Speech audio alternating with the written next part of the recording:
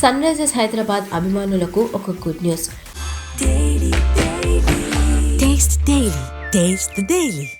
వెన్నుగాయంతో గత కొంతకాలంగా గేమ్కు దూరంగా ఉన్న స్టార్ ప్లేయర్ ప్యాట్ కమిన్స్ తన హెల్త్ అప్డేట్పై క్లారిటీ ఇచ్చాడు.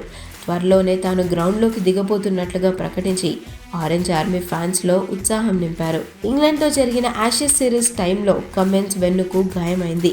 దాంతో ఐసీసీ టీ20 ప్రపంచ కప్ 2026కు కూడా దూరమయ్యాడు.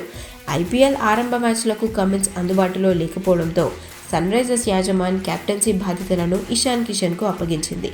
అయితే తాజాగా ప్యాట్ కమిన్స్ బెంగళూరులోని చిన్నస్వామి స్టేడియంలో సన్ రైజర్స్ టీంతో కలిశారట.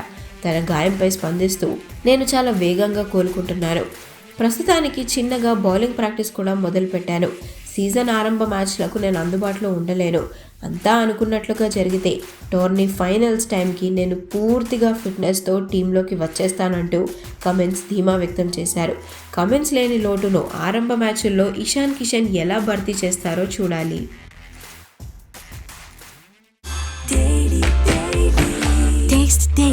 Taste the Daily.